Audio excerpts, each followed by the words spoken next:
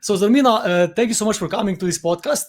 The first question is going to be quite direct. Like, why did you choose to actually cover this topic of anger? We all have challenges with this, but like, why did you study this, and why are you become an expert in this topic? The reason why I started looking into anger was that I had anger issues myself. And I have been a magnet for conflicts all my life. First of all, because I actually enjoyed it, enjoyed kind of interacting with people with passion and, this is my conviction and this is how it is and it's right or wrong and so on. But what happened was that I burned quite a lot of bridges, which is not good because you see people two times, at least three times, at least in life again. And I noticed that I need a cure for this. This cannot go on like it is. And then I understood that most of the conflicts that I had been attracting had one thing in common. It was me.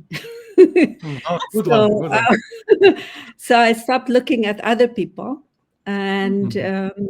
started looking into myself and why these things were happening. And that's how I came to my model, which Mhm. is, we'll show it later, stop 1, 2, 3, which is a way to stop myself to immediately attack somebody else, which is on 3. So 3 is the Mhm. third person, and 1 is me, and 2 is the context, because nothing happens in a vacuum. Yes. The context um, impacts what happens inside it. So it's a way of analyzing, so stopping yourself, analyzing correctly, and then doing the right thing.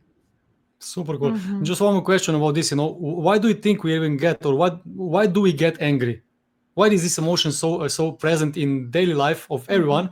For example, we live in Switzerland, and here people are angry for nothing. Sometimes I feel, and I'm part of them, by the way. So I get it. But why do we get angry? Why is this emotion so like eruptive all the time? Mhm. Yeah, so first of all, why do we feel at all? The body is very intelligent being and sends signals.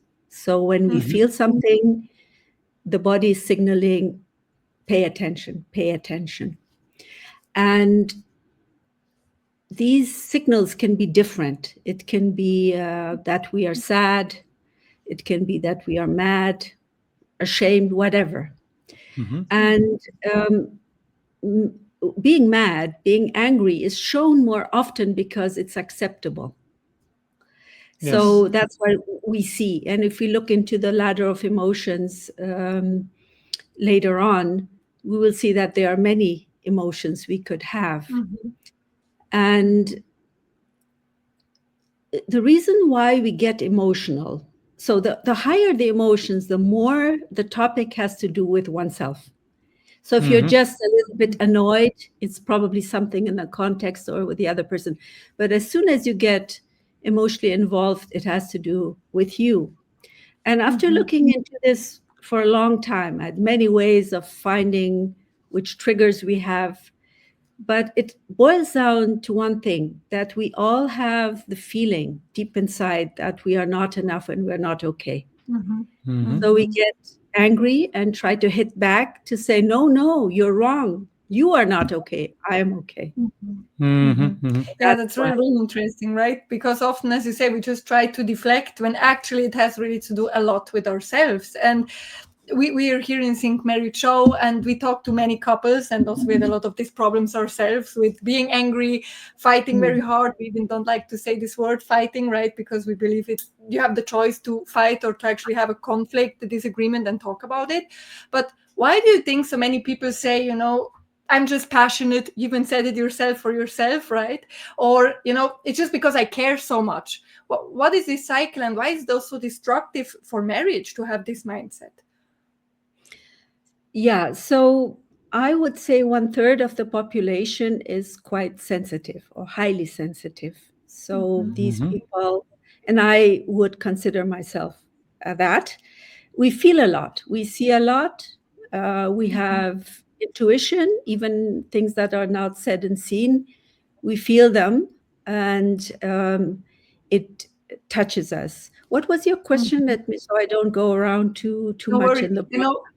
very often people say, I'm just passionate, Right. I just care really about you. That's Just who why I I'm am, yeah. angry. Yes. Yes, and that exactly, and that is perfectly normal. So highly sensitive people more than others feel that. But the question is, what do you do with it? Mm-hmm. You can have it in yourself, and it's a good thing, no problem with that. But if you send it out into the atmosphere where other people are, you're being careless. And the only way for people who are very passionate not to do that is to know beforehand what they get emotional about. And I just made a video about that on my channel, to find it out, and then to have a set way of answering those things. So because you have 30 seconds actually to Okay. respond. Yeah. So something comes at you, and then imagine it like something coming at you and standing in front of you. And you have the option to take it in Mhm. and let it go. Everything boils up, and then you send it back out, or to say something nice or something that is neutral so it doesn't end up in war, and not take it in, not to engage with it that much. As soon as you don't engage, as soon as you can take a step back, you have control. You don't only have control about this situation, you have control on your life. Exactly. I think if I understood correctly, it's like you can prepare yourself for these kind of situations up front, right?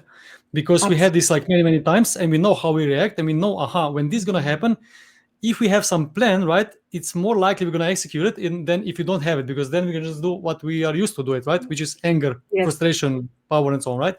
So to prepare for this, and we can do this, right, to change. Yes. And I found a way. I have a checklist of things that are usually the case. One of them is lack of respect. For example, I don't like that. If somebody doesn't show me respect, I get triggered. But I've taught myself not to, I feel the anger in me.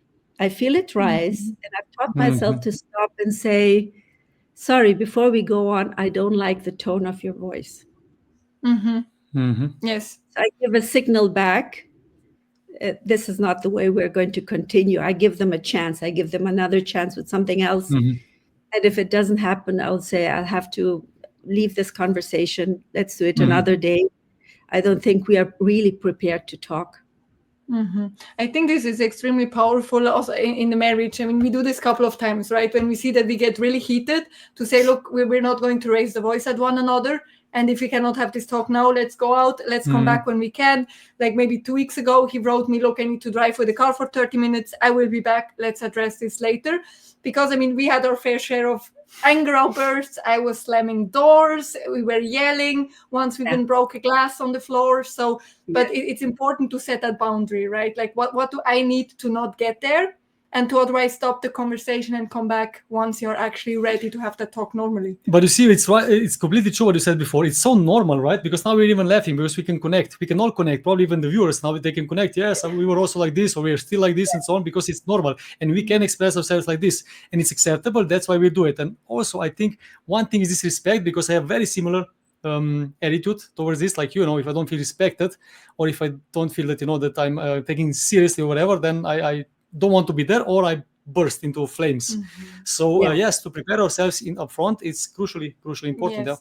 And it would be really great to hear from you also as an expert. What is the cost on love if like every other conflict is actually dominated by anger? Because as we said, some people think it's passionate or whatever, but what is the cost to the marriage if you just keep having this anger in your life? Why should you do something about this? Yeah, in general, between two people, it has a cost, but in marriage, of course, or in partnerships, it has a higher cost. So when two people come together, they need to bridge somehow. And the bridge between them is trust. And to build trust, you need to do two things. first of all, you need to access the heart, in some way show appreciation. And where I come from, we have a saying, you have to hold the person's heart. Yeah. It's like so fragile, like the wings of a butterfly, for example. The heart is fragile, but within the heart, in the heart, you have the soul. The soul is not fragile. The soul is strong. So I'm just talking about the surface level of the heart. So we need to hold the heart, always showing that we respect the heart. Yeah, we will not do nothing to create pain. That's the first step. The second step is to create hope that if you talk about things, things will become better. Otherwise, the other person will not listen to you. So the heart, the hope. When you have that and you do it consistently, and it's all coherent. So not only your voice, your words, your tone is right, but also the way you look at the person, the way you stand, all of it is coherent. You build trust over time. And then you have a bridge. And after that, you can talk. You can talk about plans and facts and things. So if you explode, the first time the person will not, will be shocked. And then they will be watching what happens next time. They will say, let's talk about it and all that. And if it happens again and again, trust is eroded and the communication doesn't work. Now, without communication, there is no partnership or marriage, I would say. Real intimate marriage. When we say, for example, that we are just how we are, or I'm just like an angry person, or I get angry very fast, and so on. We even had like some special word in Slovene language where I'm coming from, for me and for my, I think some relative, he was also like this, and they told me always like, you're like this relative, And now my question is like, how can you really change? Because you learn this as a kid already, right? With your parents, emotionally until you're 6 years old, and later on in life and so on. And you're actually, of course, developing this all the time, and you're nurturing this anger in every relationship you have. How easy or how hard is it to change this emotion? And is it even possible? No. So a person has different aspects. One aspect is the personality, which is the hardware. This is the way I'm built. You cannot change that. There are models of how to find out what your personality is. I prefer Myers-Briggs, and it tells you a lot about how the person is built, like a machine, right? That part you cannot change. That is something the person has to get to know and to be able to use the machine correctly. Yeah, like you would buy a car and then you need to drive it correctly. Okay. Then you have the software. The software is the character of the person, which is made out of values, beliefs, principles, which build over life. Yeah, childhood, you get it all from the parents. And then if you are awake and clever, you would go in there and find out, are these my beliefs, or am I carrying something? So if you work on your character, meaning beliefs, principles, and there was one more thing. So the way you think, these are the organizing factors of how you think, then that's where you can change. You can work on your character your whole life. To become a good person, a good human being, in the truest sense of it. That's one part. The other part is the identity. So the identity is the story you tell yourself about yourself. I'm a person who, or I'm a manager, or I'm a doctor, or I'm this. And within that, you have a set of rules in a way. Yeah. But the identity is not real. You can change your identity like this. Yeah. You could come into a situation, a crisis, where you change your identity. The old one dies and you change it and say, no, I'm not. Yeah, some criminals, for example, change their identity and then they start working on their character. So that's where you can change inside yourself. This is all about yourself. Now, once you are so far to know this, you can then try to change the standing you have in the world. And the way you do that is to change your behavior. Yeah. Yeah. Like we talked about with anger, not to explode, to ask for more information, all these things. Because behavior over time creates your reputation. And that is what leads to success or not. You know, I had no epiphany, but maybe I'm wrong, so correct me. I think anger is like a habit, which means that if you have a habit of doing something wrong, right, you can also change it, which means you said that, you know, you need to change, you can change your identity. For example, criminals do this, but also we can do this, right? Because like in the book of, what is this book of about the habits? Atomic Habits. Atomic Habits, you know, they were specifically talking a lot about like how you can change your identity. And if you don't change your identity, you did not change your habits at all. So you, for example, say like I'm gonna stop smoking, right? And people who are smoking, they just say like I'm gonna stop smoking, and I'm not smoking for 7 days, for 15 days, for 365 days I'm not smoking. But you're still as an identity, you're still a smoker. So until you change this identity to like, you know what, I'm not a smoker, not like how long are you actually not smoking, but I'm not a smoker, you're not gonna actually prevail and actually be not a smoker. So here is the same, right? So if you accept yourself as an angry person who bursts into flames because of something small, which is who you are, right? Which is your habit, then okay. But if you want to change this, you can, just so simple as with, first of all, with identity. It's not so simple, but it's actually easy. Sorry, it's not easy, but it's simple. So you change your identity and then you actually match the behavior with it. Correct? Yes. So the identity can be changed in a second, actually. Yeah. I coach people. I've been working with people for 25 years now, and I notice they only change if they are suffering about this topic. If they don't suffer, you can talk all day long. They will not change anything. So the identity is like this, but character needs time, because you have to examine the beliefs, change the rules, the principles you have for yourself.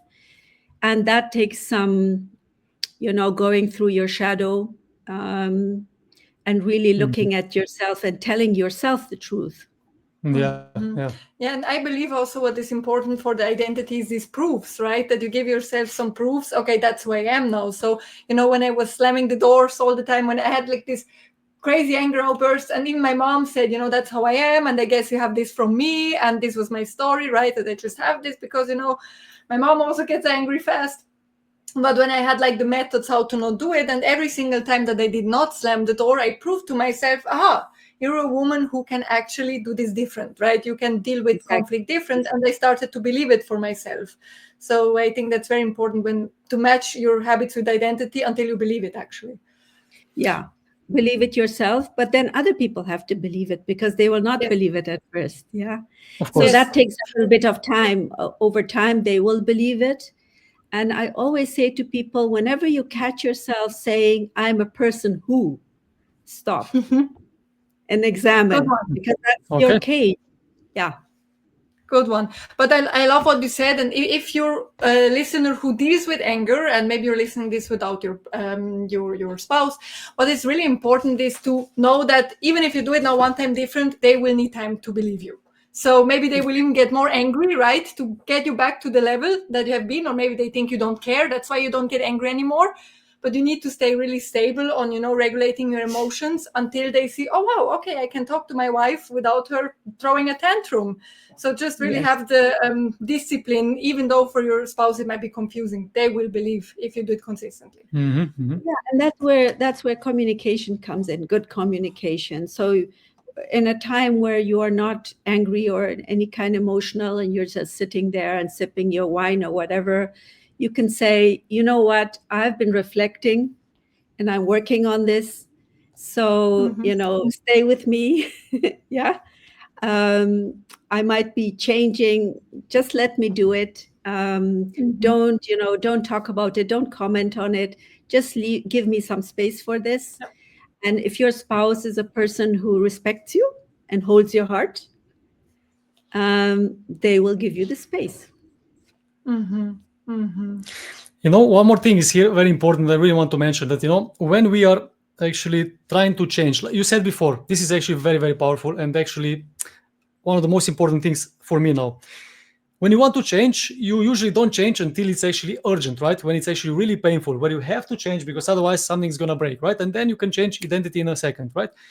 My challenge is like, why wait, right? Why not to change beforehand? Because I think we have a challenge that we are not taking these things too serious, right? Now, if you're dealing with anger, the viewer, and also for us, for example, if you have anger issues, you should take this urgently. This is not okay.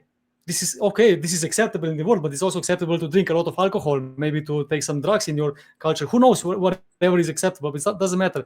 In the marriage, it's not acceptable to have anger issues, to big ones, because if you do, you're going to have problems sooner or later. So my point is that we should probably take more urgency towards like this kind of things and actually change before it's necessary.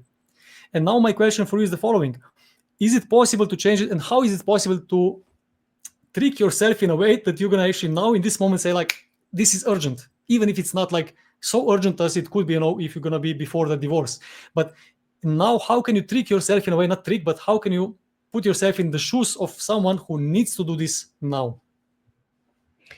The thing is, we cannot trick. Either it isn't urgent or it is not urgent. And every person has to go down their own path. And we don't have the right to tell other people what they need to do. Maybe they need to go at it the long way, the hard way, whatever. So respect is also allowing them to do whatever they need to do. And if you love them, you give them the space. Of course, not if they're hurting you, not if it's a narcissistic, toxic relationship. So all these things set aside, it's a healthy relationship. And you see that they're struggling. Yeah, they can't yet do it. You see that they have not come to the realization they need to change. You just give them time. I'm just thinking about a person in my wider life who I really respect and actually really love, and I see the struggle. But I'm not saying anything. I'm not commenting on it. I did it a couple of times in the beginning, and I notice a softening. You see, we have to give people the space. Yeah, what I believe is just, you who is watching this, for sure you have maybe an issue with it. That's why you're watching this topic, is that we have the opportunity to change and to make really change happen. So whenever you yell, if you, for example, stop yelling, then your spouse has the opportunity to hear himself, right? He maybe is also yelling, but you don't. So he can actually reflect on his own behavior. But for yourself, I think it's just important to not wait until it's almost too late, because it's always harder to untangle the cables when you wait until it's a big, big mess, right? It's the same. If you smoke the whole life and you drink, you don't move, you maybe start to do something when you have cancer, but it's too late. So start doing as early as you actually realize that's an issue for myself. And when you change, your spouse very often follows by the dynamic. I think that's just very important to understand. You talked before about this ladder of emotions, right, of Hawkins, and where does actually anger sit there? And can you explain how this tool can actually help us, or this realization that there is a ladder of emotions? Can you show it so everybody sees it? We'll do it. The model is from David Hawkins, who is unfortunately not among us anymore, a great man, a psychotherapist, a doctor, and he found a way of finding the emotions we have and addressing them, giving them a number, a vibration, which shows you the vibration, the level of the vibration. So taking the vibration side out, if you look in the middle in the column, you will see the green part and the part underneath. Yeah. Yep. So the part underneath, it could have been white, all of it. I just put some markers, orange and yellow. The way I would work with somebody is to identify the emotions that are running their life.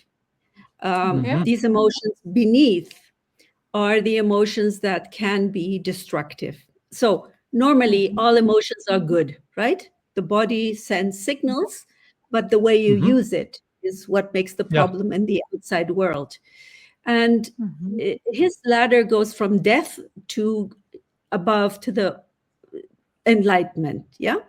But Okay. let's stay with the second level, which is shame. So these are levels. Each level up feels better. Yeah. Yeah, So okay. shame feels bad. Guilt is better, has a little bit more vibration energy. Apathy is better than guilt. Sadness, then you have fear, then you have desire, then you have anger, and then you have pride. And you see that anger is quite high. Yeah, yeah. So it's almost good. Anger feels good. Yeah. Anger Yeah, feels yeah. good. In the moment you burst, it's like you're doing for yourself because you feel good in that moment. You feel powerful. You feel in control. But what happens, what you destroy comes afterwards. You have to carry all the consequences. Yes. So if somebody is sad and one day they are really mad, it's good. It's a good sign. Oh, Yeah? okay. So we all feel anger, but I would say maybe half of the population, you would need to do a study for that, does not feel it. They don't feel their anger. They feel bad, but they don't know it's anger. I went through that myself because, first of all, women are taught not to be aggressive, right? Women are, Yeah. women live in a different world than men. I wrote a book in German on it just now. Okay. So men are allowed to be angry and women are not allowed to be angry. So you suppress it. Or even if you have in your family a toxic environment where you're not allowed to show your anger or any emotions, you push it down. So what happens that the body carries that all, and you get headaches and tension, you get autoimmune diseases, all kinds of things. So coming to your anger is actually a good sign. Yeah. So if somebody is very laid back, they don't talk, they don't complain, nothing, everything is good, people pleasing, all that, and one day they get quiet and they're really angry, then I say, now we're talking. Now we're talking. Because then we can use this energy, because energy behind that, the energy behind us is energy of creation. You can use it whatever you want, whatever way you want. You can use it to change your life, to say, no, not with me anymore. It's the beginning of change in families and the society and so on. So I really enjoy anger, I must say. So when I get angry and I'm able to hold it and use it, I usually make a great jump in my life. Super. Okay. Yeah. I hope that answered your questions. It does, but also if I understand right, so because of course always we go up the ladder, it is better. But what can also help, if you want to go up from anger, you don't need to go from anger to, what do we have here, peace, but it can actually help to go to neutrality, right? To be like, okay, what do I need now to go from my angry state to neutrality, and you already moved up, and it's already a better feeling, right? Yeah, you don't have to go step by step. You can jump. But let me add this. The emotions underneath the line, pride downwards, are more the ego. Yeah, it's like, this is who I am. And the highest one is pride. And pride gets misunderstood because people think pride is a good thing. I'm proud of myself. It's still ego. It's the last bid of the ego to try to keep you in that negative emotion. Yeah. So I wanted to talk about pride. Beware of pride. I wrote there, and self-pity. Pride and self-pity. Okay. So how do you get up there?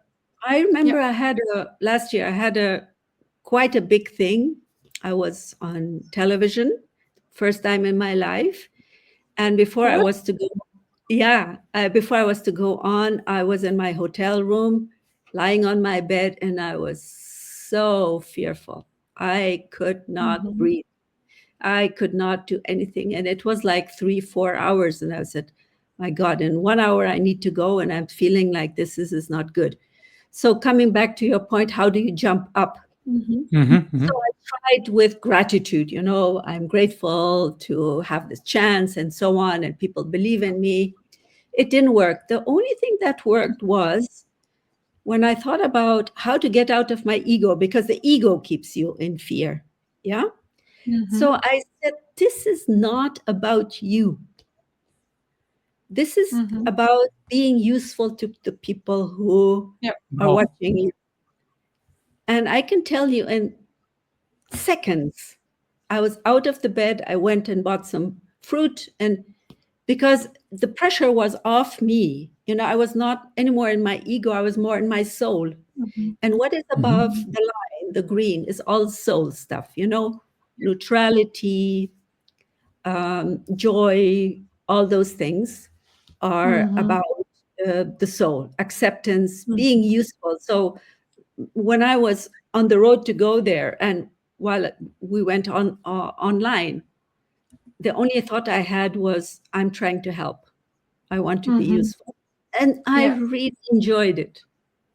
That's great. I love that for you. And actually what you did here is change the meaning, right? To something positive. Because often when we're in anger, we think about ourselves and we have the bad focus for something, and that's why we're angry. Like just before we had some conversation, we didn't get really angry, but we were in some weird space, right? And we changed the meaning. It was like, okay, what do you need? And he asked me, what do you need? And we didn't focus just on ourselves, but think, how can we make this better for the other person, or as you said, for the viewers, right? And then you can actually change this anger to something more positive. Just this attitude changes everything, because you see things from other perspective. Because if you just take a look this from yourself, you see only one way, and this is the right way.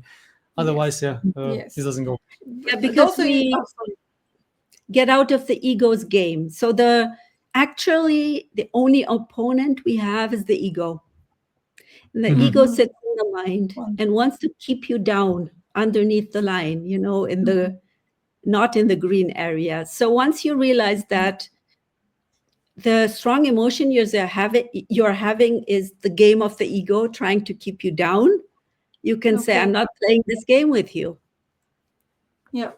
I'm the person driving this, and that's the soul, not the ego. For me, this was now amazing, because yes, my only opponent is ego. Because sometimes we're discussing this, that we're not against each other. We're somehow having this squabble. We say squabble, fight, squabble. But we're not actually really against each other. We're actually together, but we just have different views. And I'm actually fighting my ego. That's a good epiphany for me. And the other person might be mirroring where your ego is. So you project it onto them and say they are the enemy. And with that, you're in the ego game, because that's what the ego wants. Oh, that's a good one. You see, so we can use that and work on this, on anger with this. You talked actually also about that there are 3 categories of triggers, right? That are also causing anger. So I think it's a lack of respect, appreciation, and also disadvantage due to bias. So can we go maybe through this, and you can also maybe explain with some, real examples how this can actually show up in a marriage, so the viewers can really understand and use it for their own situation. Yeah. So for years, I had a complicated way of getting to the triggers. Yeah. I have all kinds of little games to do it. And when I looked through that over the years, I saw that at the end of the day, it's always these 3 things: lack of respect, appreciate, whatever happens. Yeah. Okay.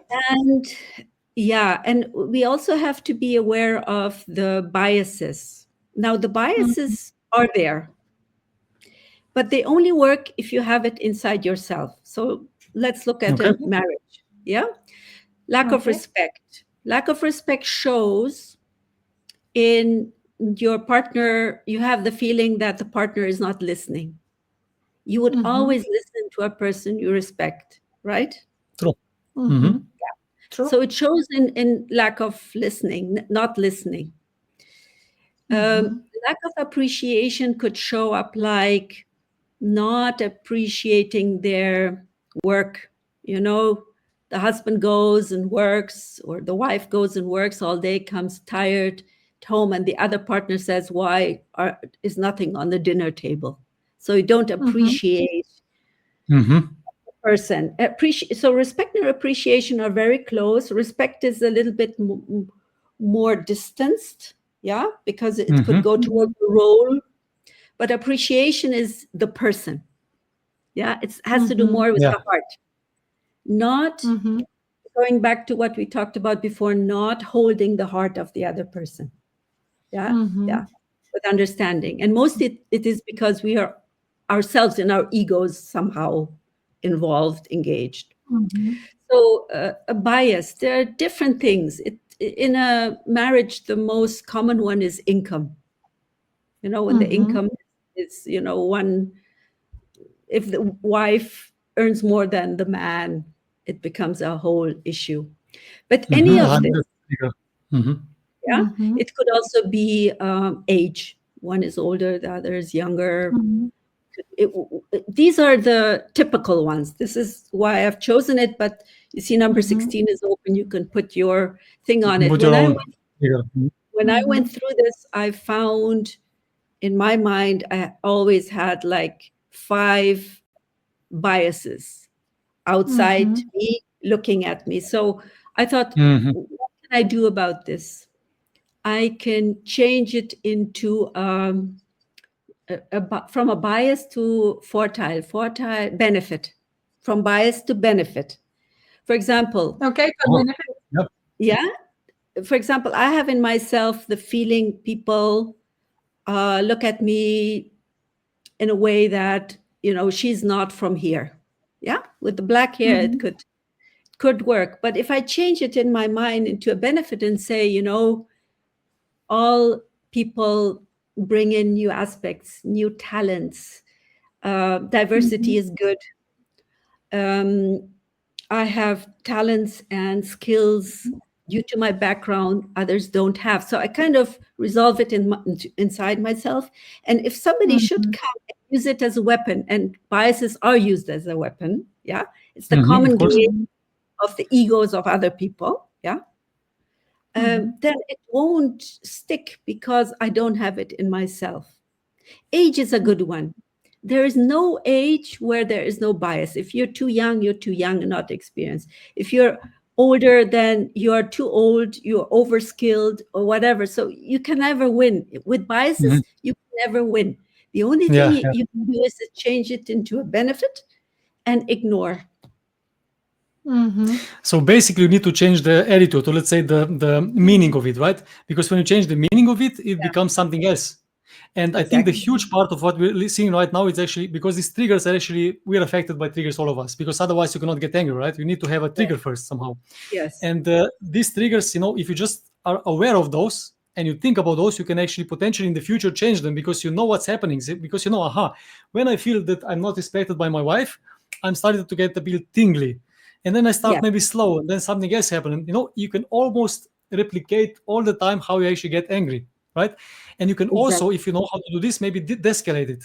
So that's why this is so important. Can we maybe now just talk about like specifically how to, maybe when you get to the anger already, how to stop this anger or what to do in this moment? Specifically, you know, we got to the part now that we are angry, we get over these triggers and so on.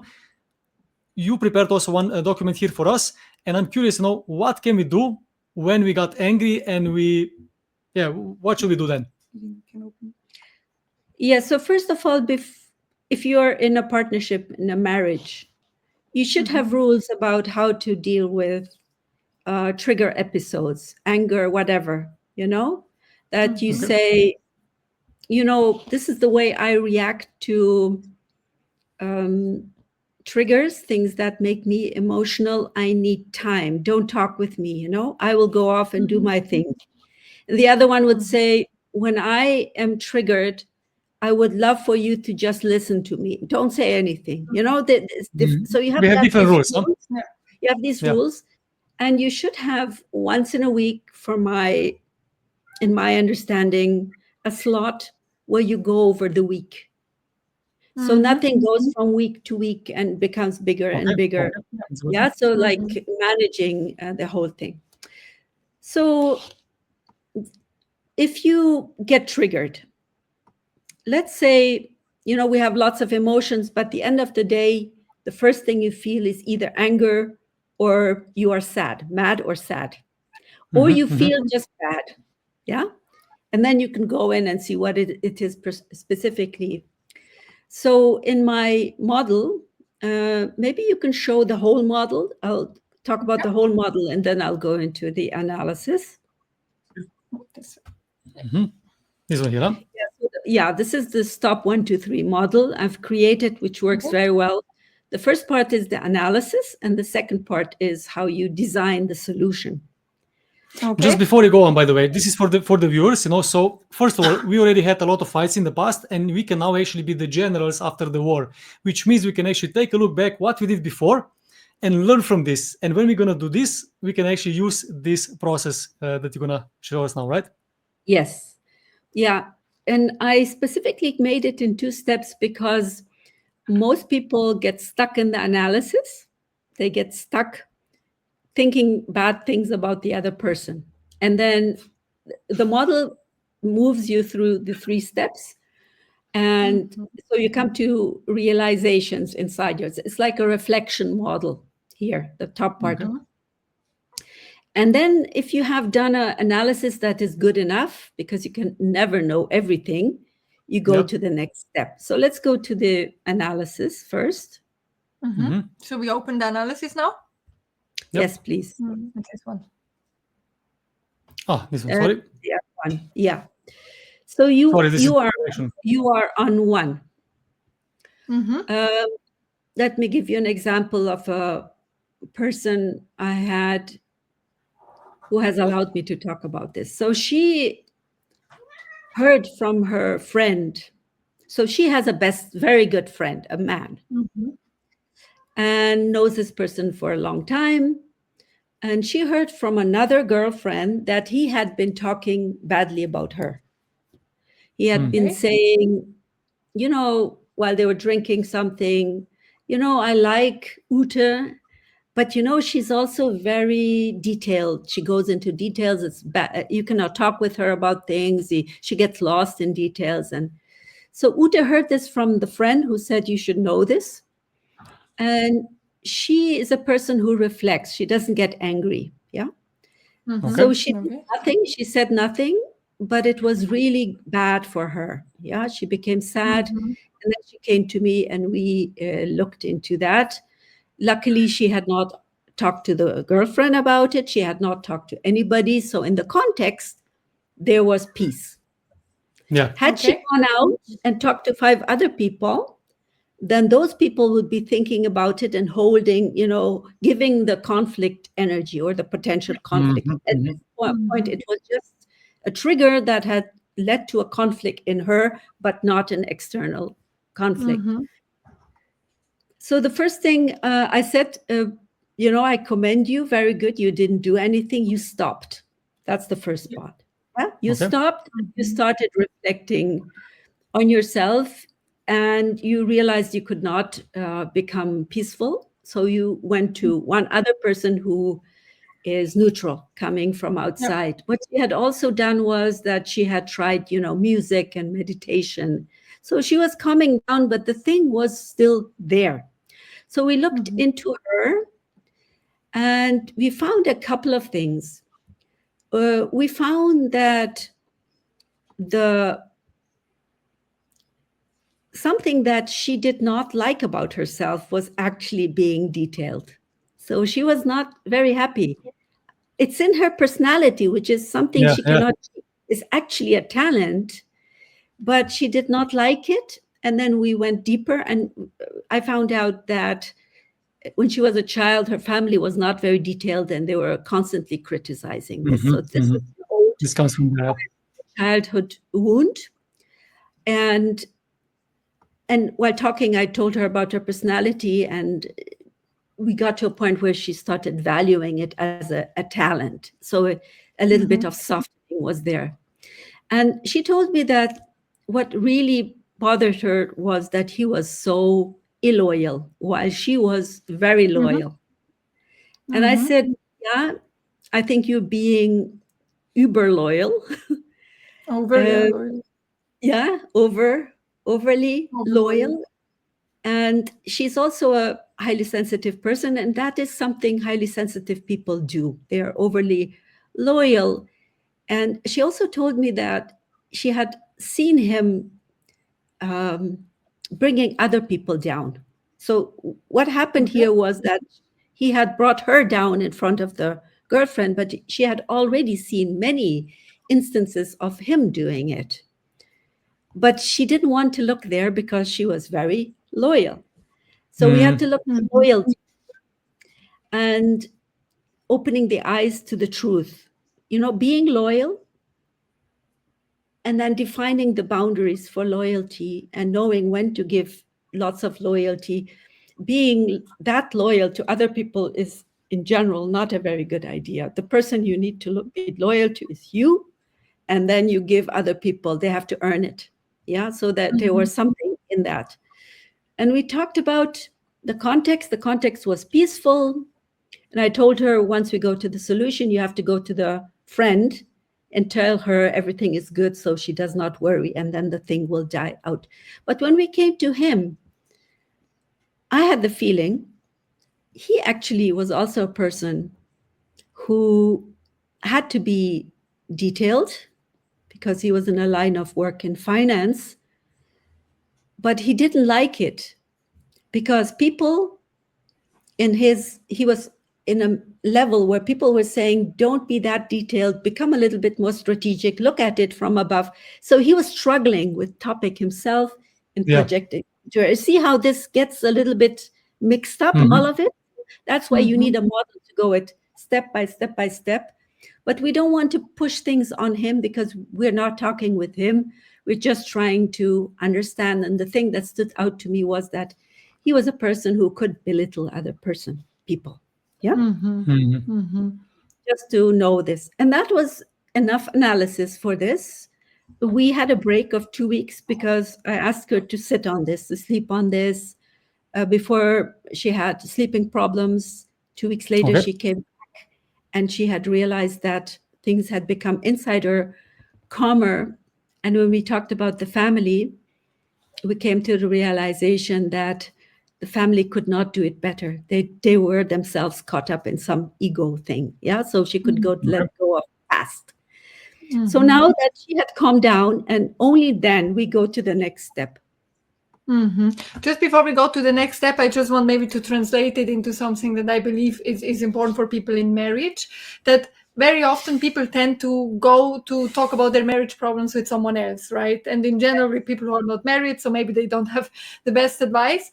But then exactly happens what you just shared now, right? You maybe talk to your best friend and then maybe to your brother, and all of them create energy. And maybe you even solve the issue already. But when you see them next time, they ask, oh, and what happened now with your husband? And, is he still so pissed at you? And then again, you create that anger that actually in a way was almost resolved. And that's why it's so important, right, to not overshare with other people, but in a way stop, analyze it yourself, and then go to actually what you will reveal now, right? Yes, and in the marriage, I would say it's breaking trust. Yeah. Actually, it's not good. It's not good. Big time, for sure.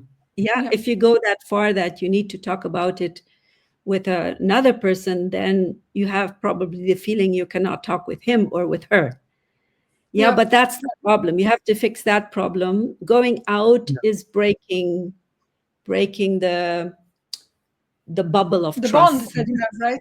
But this is basically what you talked about in the beginning, that, if maybe the person was all the time angry or often angry when you talked and it got heated and you feel you don't have that trust, so I cannot talk to him or her about it, so I will go to talk with someone else, right? And so that's also where anger can break a lot, that then later, you do that even though it's not good for the marriage at all. And so, for sure you need to learn this, but because the bond is broken and then it's hard to get back. But what to do next? Yes, and the people who are on the other side, the partner feels it. Then they start talking with their people, and then you have lots of conversations about maybe a small thing. Yeah, exactly. So when Ute was there, we looked at, here are the 5 potential goals you can have, and this is where you find that any trigger episode, any emotional stuff that can come at you have benefits. There is treasure to be found. So we found a lot of things in self-development and growth with her. She understood her past. She looked at her value, loyalty, and etc. And preventing future incidents was looking at loyalty and being careful who she gives loyalty to, and also being open, seeing things that are happening in front of her eyes. Yeah. So next time she's not blindsided by illoyalty. Completely curing the conflict will be, I don't think, not possible, because you have to have another person on the other side that is also reflecting. And I'm not sure if the friend is somebody who's able to reflect now, maybe later. I don't think he's suffering, is it? And in general, only 20-30% of cases can be completely cured. The fourth thing is to rehabilitate the relationship. Keep the relationship, maybe take a step back. If you want to keep the relationship, you can stop it also. Yeah. And that was part of one of her goals, because she did not want to cut it off with him. She still liked him, but she was taking a step back. Mitigation, moderation, coping is when you need to be, for example, you need to be in a marriage because of the children. You cannot go, so you sit it out. Yeah. So these are the 5 goals you can have in parallel. Then in conflict management, you have only 3 possible strategies. Avoiding, doing nothing on the outside. You can do a lot in yourself, but not doing anything in the outside. The second thing is to say to the friend, my friend, this was wrong. I will not put up with this. So I'll be watching you. And if you do it again, I'm out. That's controlled boundary setting. Yeah. And that is something you don't do that much, maybe in a year, 2-3 times, because it's really spoils the relationship. And the third thing is to sit down and talk it through. But I didn't have the belief that he could do it, and she didn't either. So what she did was the one. Yeah. Avoidance, but avoid in a way, because you can do avoidance by saying, I'm not looking at it. And 6 months, 7 months, years from now, you still can't sleep because of this thing. That's not what I'm talking about. I'm talking about avoiding doing something on the outside. And then you make a plan. So you know what your goals are, you know your strategy. She had a very simple strategy. She needed to calm down, accept the strategy, go to the friend, tell her about it, and say, don't go into too much detail. Just say, it's fine. I've worked it through. You don't need to think that a problem. Yeah, so it was a very simple plan, and the conflict was resolved on her side. In other cases, you need to do step by step by step. So it's very simple. Yeah. Yeah, cool. It sounds simple now in theory, but let's maybe go through it also with a very maybe concrete example in marriage, how you can do that, and also mainly the controlled boundary and rule setting. How to say this thing with me, because of course in the marriage you cannot say, hey, you do that again and I will be out. In general, you really shouldn't do that, because once you said it, it's really hard to repair that. So maybe let's just go briefly through again with a challenge that maybe a couple has. Let's say one woman, she overspent a lot of the money, and there was a big heated squabble. Let's say some trust was broken, and how can now both of them do the whole thing? So first stop, right, analyze it for themselves, and now how do they do this with the whole steps? It's a good point, because most people do the avoidance, I think so, just because they don't know what to do.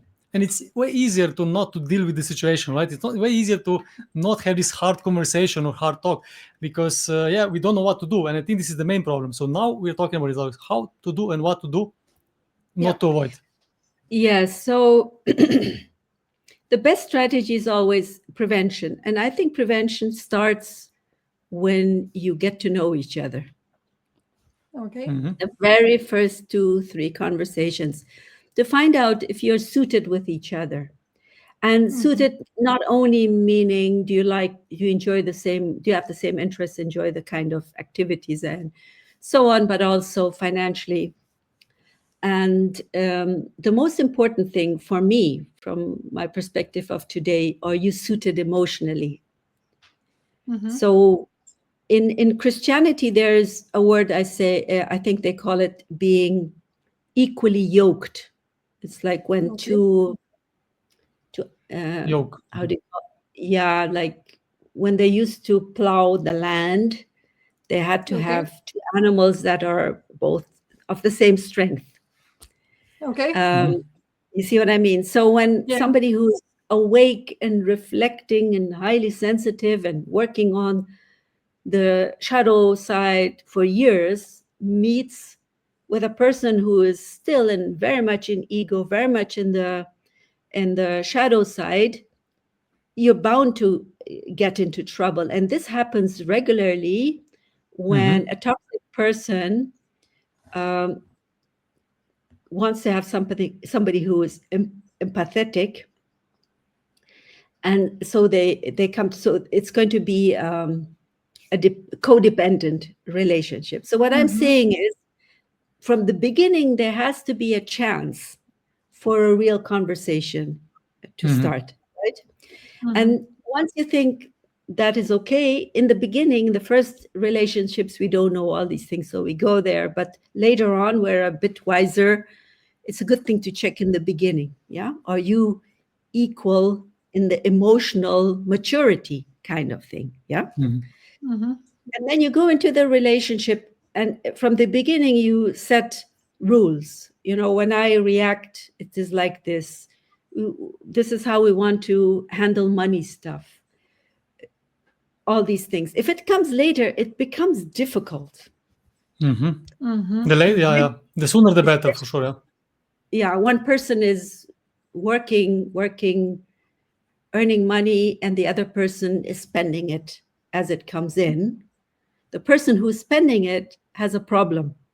The problem with spending is that they're emotionally suffering all kinds of addictions, and money spending is an addiction, is a way to work on your suffering, to feel better in the short term. Some drink, some spend money, retail therapy, they call it. Even if they wanted to, first of all, they might not be aware this is happening, or they might not have suffered enough because somebody's bringing money in. If you cut off this, you say, okay, then spend this or spend your own money. You could have that kind of rule. Then at some point, the suffering could stop because there is some pain in it. You see what I mean? Yeah. But just one question in between, how do you talk about the rules? Because we have completely different realities as people, right? And the rules that we are saying, there's also the wrong way and the right way to do the rules, right? Because if you just say the rules, by the way, this is how it is for me, this is how it's going to be, and period. This doesn't work in a relationship, right? Because you're two people and also you need to somehow agree on these things. In which way do you actually get to the consent of these rules? Yeah. So when two people come together, each person has a world.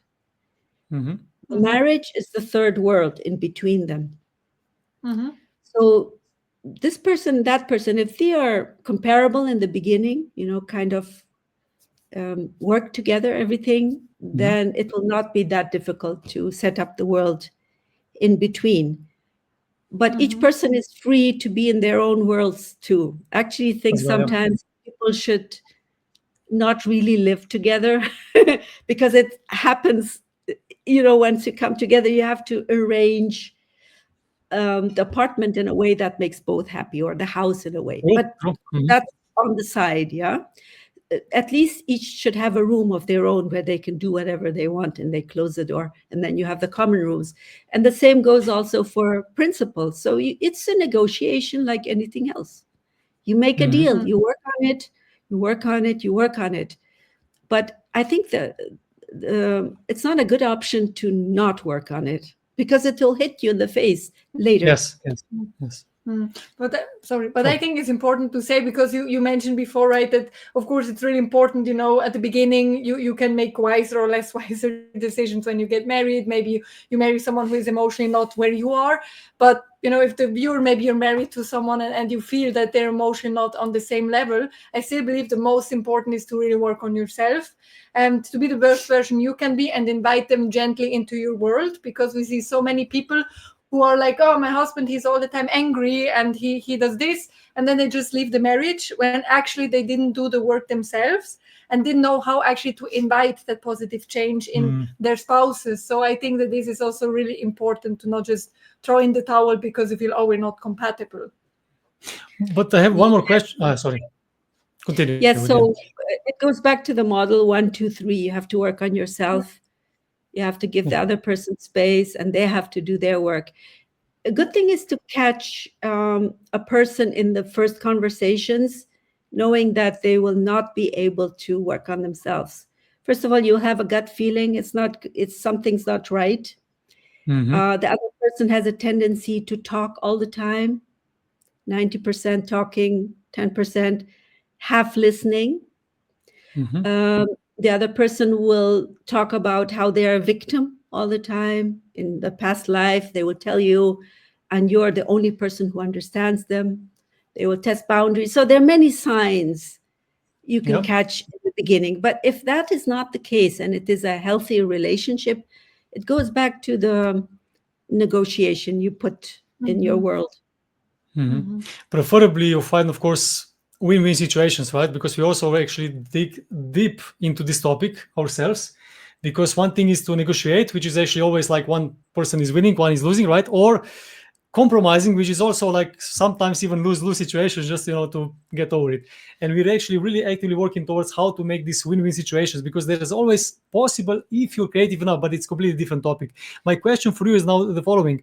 You mentioned this a couple of times, and I'm really curious about who do you think is actually toxic if he's angry, for example, with his anger or her anger?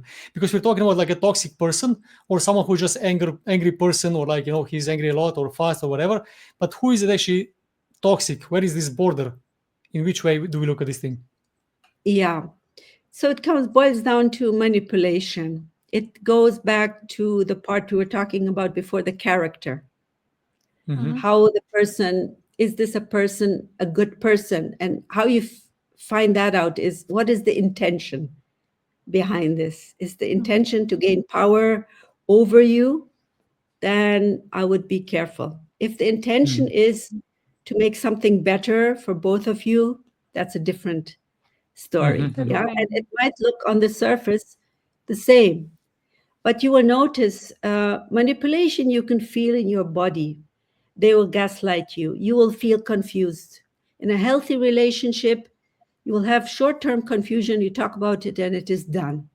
In a toxic relationship, all the time you will be asking yourself, does he love me? What did he mean? Where did he go? Why is he chatting with other person? Envy and jealousy is another topic for itself, but you will have the feeling that you can never resolve something. And they also, the other game they like to play is triangulation, which they will play you against another person. So you'll be running in circles, and then you will be fighting with that person, and that the person who started it will be just enjoying it, enjoying seeing you emotional. Partly, if I understand correctly, is this a person who is not willing to grow, right? So they just want their own way, and they're gonna do whatever, or they're gonna make it happen somehow that it goes in their way, and they don't somehow care about your emotions as much as they should. In a way, this is a person who doesn't want to grow. This is also another sign, right? To see. Yes, and there's a model. There's a guy called Ross Rosenberg, and he has a line, and you have on both sides the partners. And you can be in the middle, in the green area, where you're kind of struggling with your shadow and you're trying to grow, but it's in general healthy, just normal growth. And on the outer parts of both sides, you have the orange and the red, where people on this side are the takers. They are psychopaths, sociopaths. They are ill in a way that it's something they cannot fix themselves, and it's very painful inside themselves. So they try to make other people, involve others, and use their emotional state to feel better. And on the other side, you also have people who are givers, overgivers, takers and givers come together. and they also have unresolved stuff they don't want to look at. So that is toxic. That is toxic Yeah. codependency. There's a whole model. It's a very nice book he has written, Ross Rosenberg. And one thing before we stop this podcast, I really wanted to bring in was the work of John and Julie Gottman. Have you heard of them? They're great, of course. They're amazing. Yeah, of course, they're great. Yeah. So anybody who is thinking about, will this marriage last? Just look at their 4 horses, I think they're called. Horsemen, Yeah. the 4 criticism, defensiveness, contempt, and stonewalling, which shows you, predicts that there is no way this marriage can last. Yeah, they do a lot with research as well, not just talking, right, or having an opinion, but they they're research great. a lot, and they actually put this research on top of their. Yeah, I mean, I will have one more question that it really interests me also from your work. But what I want to say about what we talked now, we had one great podcast with Leslie Doares. I don't know if the viewer watched it. It was great. She said that 90% of marriages can work and have the potential with the right skill set. And those that don't work either have addiction inside of it, any kind of abuse, and this can be violence and physical and verbal, and of course, like the mental one is what we talked about now, right? Like this really toxic behavior. I mean, everyone has, or most people have some toxic traits, but let's say it's really like an abundance of toxic behavior. And what was the third thing now? I lost it. But it's so most relationships can work if we don't have this type of behavior in it, if we have the right skill set to move forward. Skill sets are the problem. But you have also a book that talks actually about how anger shows in women. Remind me of the name now. And also you're writing a book that shows how anger shows up in men. Can you maybe talk a bit about these differences? What are you revealing in this book? And what can we learn from it for marriage? Yeah, the book in German, it's called Die unsichtbare Wut der Frauen, the invisible anger in women, which is out in German. I haven't translated it yet. And the book about men will not be about anger. It will be about another emotion, I think, men have, which I will not talk about now, because I see a lot of suffering in men, and it's not to do with anger. There are other things. It's difficult to be a man too. It's difficult to be a woman sometimes, and it's difficult to be a man. So I wanted to give men also. Really, yeah. So I wanted to keep the balance. So in women, anger is something that has to do with human beings. All the steps we talked about still apply. In women have to look at their bodies and see if they have any kind of diseases like autoimmune diseases or tension, headache, and so on, because it might be a sign for them suppressing their anger. So the first step in women is always not to be afraid to go in and see. Sometimes they are very fatigued, very tired. And behind that tiredness could be suppressed anger. So the first action step is to look in, am I suppressing my anger? Yeah. And really try to feel it. And then once they feel it, to know that it is a good thing, because now they have so much power to change their lives. Not to be afraid to do that. You have to do it carefully, don't burn all the bridges. Think about it and then change your life for the better in a quantum leap. So anger is a very good thing. I actually would like then to close in a way, like, how can we use then anger for personal growth? How can we use this to make our marriages, our lives better, this anger? The anger leads, if you feel your anger and you are in a healthy anger, like you don't explode, you feel it, there will be strength behind it. The thing that comes to mind first is not with me anymore. There's a no. Yeah. So with that no, you say no to all the things you don't want to have in your life anymore. And that's the great power. And then you go and step by step, very carefully, so you don't burn bridges and not hurt people. and change your life quite drastically. I've done it many times, I must say. And each time it was good because I was in a controlled state, and I was using my healthy anger to create my new life. It's like going through a big opening, not being afraid to say your mind. This is great. I'm just having one challenge, and I really want your answer on this. Now let's say that I want to stop being angry, or let's say when I'm gonna get angry, I'm just gonna say to myself, like, not with me anymore. I'm not this person anymore. I'm not gonna do it, right? So if I'm gonna try to not be angry anymore, is this not somehow the shortcut to suppressing my anger? No, I didn't. I'm sorry. I didn't say it correctly. Don't stop your anger. Feel Okay. your anger. It's a cool anger. It's a powerful anger. You use it. Yeah. And then you change, you say stop to the things in your life you don't want to carry anymore. Like if you have a toxic person in your life, in that case, you have to be very careful because that person could attack you in a way. So, or maybe you work in a place where people are not respecting you over years, and you keep telling yourself you need the job, you have to earn the money, and then the day comes, they say, no, I'm not No taking more. this anymore. And then very softly, gently, with a plan, you don't have to involve anybody. You think about the next step. You carry it. You don't let yourself be triggered about it, with it anymore. And then in 3 to 6 months, you're out of the job and you have a new job. You see what I mean? That's what I meant. Yeah. Okay. Just I want to add what I think is really important, because in marriage in general, right, we're not just no, not with me anymore, and then going like to the next marriage. I think what's really important is to distinguish, okay, is this an unfair thing and that's why I'm angry, or is this maybe something because of myself, or do I have the habit to getting angry? So like just a small example, I know we said before we're closing, but I feel I need to say this. Matej, he doesn't like to do the dishes. People who know what we're doing about, they know it. They think we don't have any other I love example. to do the dishes. Yes.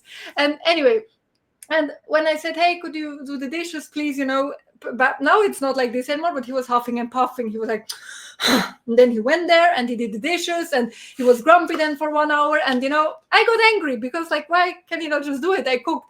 But then my coach actually that I had back then, she said, look, you have a low trigger tolerance. It's his problem.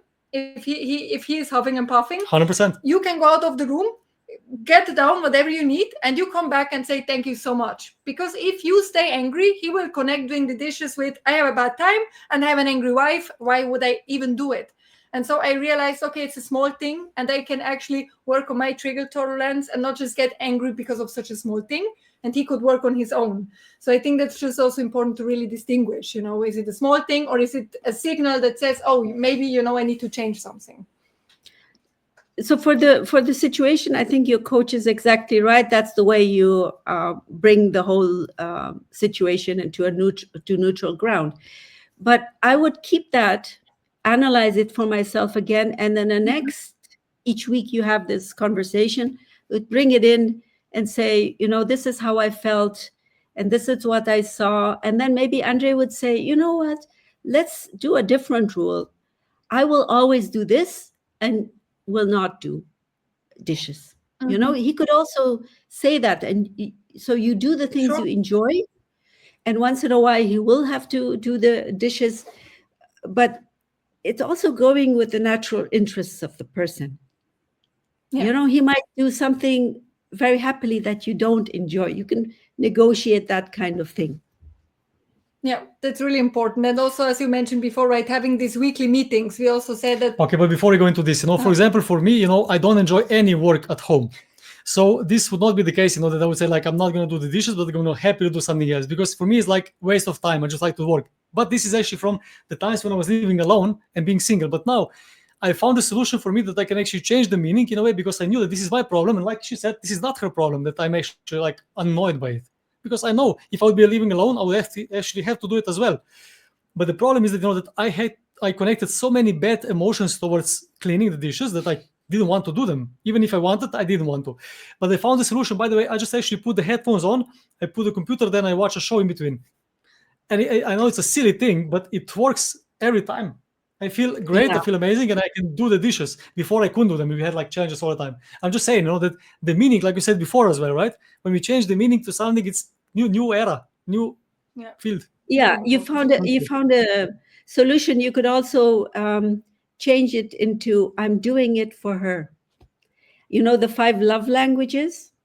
Yeah. For example, if she's a person who sees service as a sign of love, she would really enjoy if you did it for her, and you do it just because you love her. Yeah, you don't want to do it, but you're going to do it. It's like a little present for her. You would have to do the 5 languages test with each other to see what are the things that brings each other joy. Yeah, so the way you're doing it now is you're a little bit bypassing it a little bit. Certainly, because in this case, the goal is met, right? So I have the goal. This needs to be done. I want to do it. I don't want to say no anymore because I know it's not fair, not cool. But I can do it, in this way. Yeah. And the feeling of not having enough time or wanting to work is an ego game. It's an ego game. The ego is telling you, you actually should be doing something else. So it's part of the shadow. Okay, in which way do you mean that? So if you see like doing the dishes like a meditation, like relaxing, not working, because the ego wants us to work all the time, and workaholism is an addiction. It tells you don't have enough time, you have to do, and we overdo. We don't, because life has a flow. The flow of life is always like this. No, the trees don't say we have to hurry up and grow. They just grow. So you might be doing too much by wanting to work all the time. I know this very well because I was like that, and I've trained myself to stop when I feel that I am there's some sort of pressure on me. That's never good. So it points you into a different direction than from her. It's more like look inside. Always look inside. If you struggle, look inside. What is driving you? It's always from inside. This is true, for sure. But that's also what's beautiful in the marriage, right? Because you can complement one another, right? I can help him to calm down, and he can help me to get things done because I can be easily distracted. So instead of seeing them as bad because they don't see the world the same than you do, you can actually reflect, okay, like what can I actually gain by, adapting maybe some of their worldviews or going with their flow, because we can all grow. And I think that's actually, we heard the quote, and I love it so much, that marriage is the last chance to actually grow up. And I think it's very beautiful. Exactly. So stay on the one, the 1, 2, 3, stay on the one long until you feel peace, and then you can go to 2 and 3. Then you go to the next stage. Yeah. 2 is rules, and 3 is the other person. Zarmina, thank you so much. This was a great conversation. A lot of epiphanies, a lot of things that we're going to reduce today. Ego-driven things, yes. And I really like, for example, that, this ego thing, for me, actually, now I'm actually reading this here now. Not anymore with me, ego. Yeah, for me, it was actually the most strongest. So the opponent is always ego. It's not my wife. It's not what we're having and so on, but it's actually my ego, and it's my challenge. And like you said, now, even though I think you have a point, because, when I'm just trying to work is because I'm actually like in the, we need to do more. We need to be further along, and we're not, right? And it's actually from me. So I get it. It's true. We always need to look inside. Yeah, and the good thing is always when you're trying to improve something, to have a standard to go to. Yeah. So if this is what I am, what is the good side, or and the only way I have found to do that is to look to nature, to the world around us, to biology, to nature. Yeah. And they are the role model. They are never stressed. Sometimes there's thunder, and afterwards the sun comes out. Anything you try to improve, look to nature, and you will have the goal, the target. Interesting one. Great. No, thank you so much, Zarmina. That was really, really interesting. A lot of value packed into this, so thank you so much. And of course, when you're going to finish the book for men, I really want to know what is the topic about. Yeah, you know what? I'm going to also be doing a little bit of research. So I will be gathering people who would like to answer my questions, because I'm not a man. I cannot. Yeah. And if you allow me, I'll come to you to ask the questions. Let's do it. Let's do it. That would I'm be up for it. great. Where can people find you, by the way, if they want to know more about their anger and they would like to work with you or learn more? Where can they contact you? So if you take my name and go to the internet, zarminapenna.com, you'll find everything. But I'm quite active since February of this year on my YouTube channel, which is still in German, and there will be an English part. Maybe I can take this, what we've done together to do as a first English podcast or video, whatever. Yeah, so that's where you would find most. And on Amazon, I've anger management and then 3 German books. Super cool. Super cool. Thank you so much. For sure, we're going to see each other more. Yeah. But for now, thank you so much for coming. And it was a pleasant conversation. Thank you so Thank you. much for this interesting conversation. Bye-bye. Thank you so much. Bye-bye. Cheers.